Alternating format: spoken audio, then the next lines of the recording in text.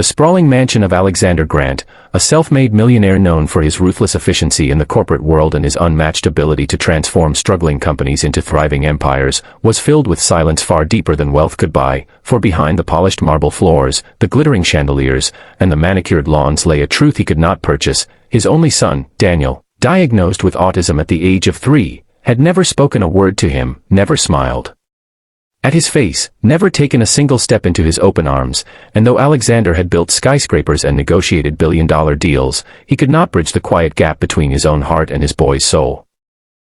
Every night he returned home to the sound of his own footsteps echoing in the halls, glancing at the door to Daniel's room, where the child sat in his own world, stacking blocks in patterns only he understood, eyes wide and distant, lips trembling as though words hovered but refused to cross the threshold of silence, and Alexander's heart cracked a little more each time he saw it, yet pride, grief, and helplessness wrapped around him like chains, until the day a new nanny entered their lives.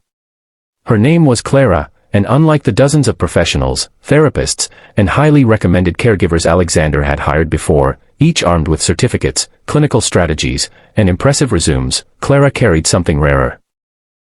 A gentle warmth in her eyes that spoke of patience unmeasured by clocks and a laugh that carried hope into corners of despair, and though Alexander's skeptical nature doubted her from the beginning, Daniel, on the first morning she walked into his world, looked at her with a flicker in his gaze that made Alexander pause.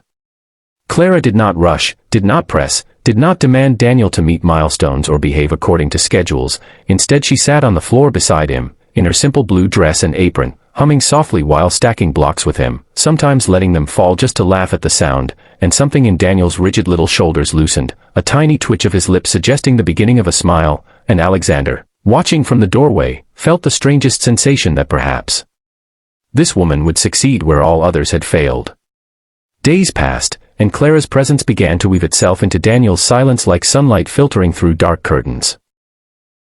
She introduced music, soft lullabies at first, then playful songs accompanied by hand movements. She built games out of simple routines, clapping whenever Daniel stacked 3 blocks, dancing whenever he placed a toy car on a ramp, rewarding every small attempt at eye contact with genuine joy. She never forced, only invited, and slowly, Daniel began to respond, his eyes lingering on her face longer, his hands reaching out toward her fingers, and once, one magical evening, as Alexander stood hidden in the hall pretending to read emails on his phone though his gaze was fixed on the living room, Daniel leaned against Clara's arm, resting his head there for just a moment before pulling away, and Clara, with tears sparkling in her eyes, kissed the crown of his hair as though he were her own, whispering softly, "You're safe with me."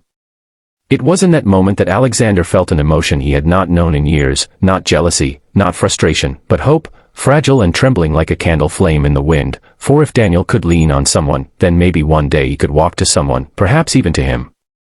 But fate, in its cruel irony, had a different first step in store, for on a crisp Sunday morning, when sunlight spilled through the windows and Clara knelt on the carpet, holding out her arms, Daniel, who had never before stood without clinging to furniture,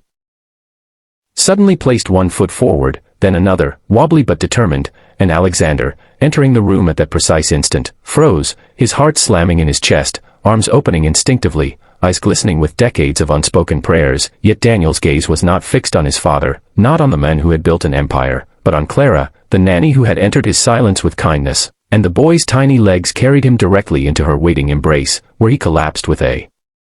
giggle so pure it broke the mansion's silence like shattered glass, and Clara cried openly, whispering, "You did it, sweetheart, you did it," while Alexander stood at the doorway, a storm of emotions crashing inside him, pride, heartbreak, gratitude, and the sharp sting of realizing that his son's first step had been toward someone else. Dear viewers, if this moment has touched your heart, if you too believe love and patience can accomplish miracles that money never could, then please, don't just watch and scroll away, subscribe to this channel, because stories like these, stories of hope, struggle, and the quiet victories that change lives, are waiting for you, and by subscribing, you join a family that believes every heart, no matter how silent, has a story worth telling.